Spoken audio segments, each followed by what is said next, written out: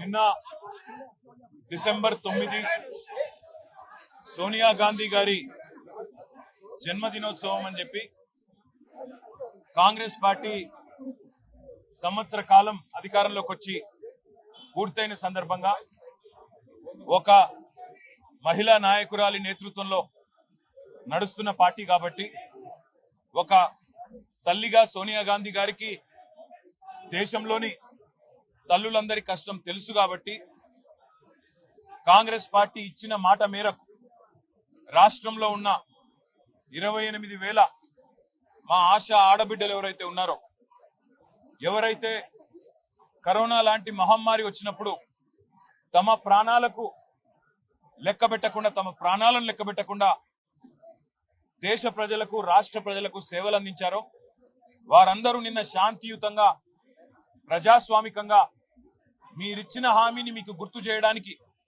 మీరు 6 నెలల లోపలనే పూర్తి చేస్తామన్నారు, 18,000 జీతం ఇస్తామన్నారు, ఉద్యోగ భద్రత కల్పిస్తామన్నారు. మరి సంవత్సరం అయింది కదా, 6 నెలలని చెప్పి సంవత్సరం తర్వాత కూడా పూర్తి చేయరా అని అడగడానికి నిన్న వాళ్ళ ఉన్నతాధికారి ఉండే కోటిలోని కార్యాలయానికి వస్తే అక్కడ వాళ్ళ మీద జరిగిన జులుం, మరి తెలంగాణ తల్లులుగా వారు మన ఆడబిడ్డలుగా మన కోసం కష్టపడ్డ ఆడబిడ్డల మీద నిన్న ఈ ప్రభుత్వం జరిపిన దమనకాండ రాష్ట్రంలో చూసిన ప్రతి ఒక్కరి గుండె కదిలిపోయింది. ఆడబిడ్డలని కొట్టడం అంటే మామూలు కొట్టడం కాదు, ఈడ్చుకెళ్లడం నడి రోడ్డు మీద. మగ పోలీసు వాళ్ళు, అసలు నిజానికి పోలీసు వాళ్ళల్లో మగ పోలీసు వాళ్ళకి హక్కు ఉండదు మహిళల దగ్గరికి రావడానికి. రావడమే కాకుండా ఇష్టం వచ్చినట్టు కొట్టడం, ఇష్టం వచ్చిన విధంగా భౌతికంగా దాడులు చేయడం, ఈడ్చి పారేయడం, వాళ్ళేదో వస్తువులు అన్నట్టుగా తీసి ఈడ్చి వ్యాన్లలో కుక్కడం, ఇంకా దుర్మార్గం.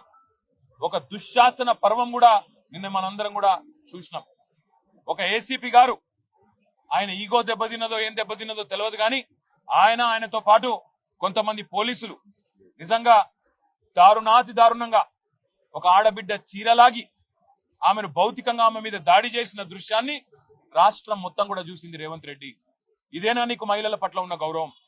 హోంమంత్రిగా నువ్వే ఉన్నావు, నీ ఆధ్వర్యంలో ఉన్న పోలీసులు, నీ కింద పనిచేసే పోలీసులు ఈరోజు ఇంత దుర్మార్గంగా వ్యవహారం చేస్తా ఉంటే 24 గంటలైపోయింది, కనీసం ఆ పోలీసుల మీద యాక్షన్ తీసుకున్నావా? ఇప్పటి వరకు ఇంతవరకు కనీసం చెల్లించినావా? కనీసం ఒక మాట మాట్లాడినావా నేను అడుగుతా ఉన్నా. అసలు సిగ్గుందా ఈ ప్రభుత్వానికి అని అడుగుతా ఉన్నా నేను. మీరిచ్చిన మాటనే కదా వాళ్ళు అడిగింది, వాళ్ళేమి గొంతమ్మ కోరిక కోరలేదు కదా.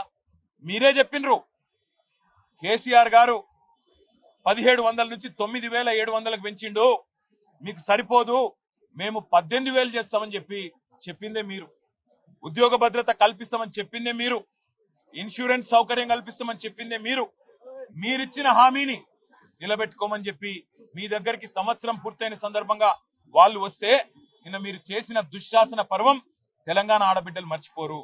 ఆశాలు వారు తెలంగాణ వచ్చినాడు కేవలం 1,700 ఉండేది వారి గౌరవ వేతనం. కానీ కేసీఆర్ గారి నాయకత్వంలో 9.5 సంవత్సరాల్లో 3 సార్లు వాళ్ళ జీతాలు పెంచినాం. 1,700 నుంచి 9,700 దాకా తీసుకొని పోయినాం. సెల్ ఫోన్ అలవెన్స్ కూడా కలుపుకుంటే ఇంకో 250 రూపాయలు, మొత్తం 10,000 రూపాయల కాడికి కేసీఆర్ గారి ప్రభుత్వంలో తీసుకొని పోయినాం. మిమ్మల్ని అడిగిస్తున్నది ఏమి ఈరోజు? కేవలం ఇచ్చిన మాట నిలబెట్టుకోమని.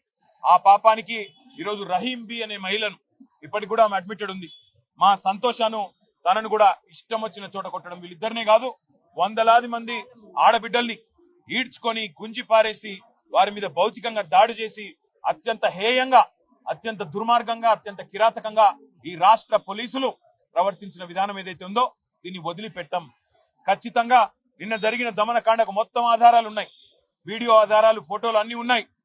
ఇక్కడ ఉన్న మహిళా కమిషన్ కి పోతాం, ఇక్కడ ఉండే హ్యూమన్ రైట్స్ కమిషన్ కి పోతాం, అవసరమైతే జాతీయ మానవ హక్కుల కమిషన్ కి పోతాం, జాతీయ మహిళా కమిషన్ కాడికి కూడా పోతాం.